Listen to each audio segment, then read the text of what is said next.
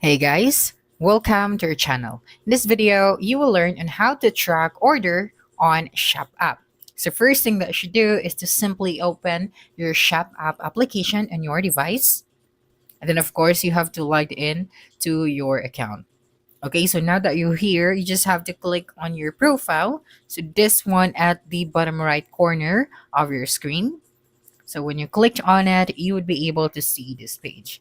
Now you just have to simply click on these three horizontal lines at the top right hand corner of your screen. And then you just have to click on order tracking sources. Okay, so here you will see all the orders that you have placed. So the orders that you have made through Shop app, then you will be listed here. And then you can simply click on that order and then you can view the tracking status or details of it. Okay, and then if you would like to add another source, so you can simply connect it with your email inbox, connect it with your Gmail, connect it with your Outlook, or you can also connect with your Amazon.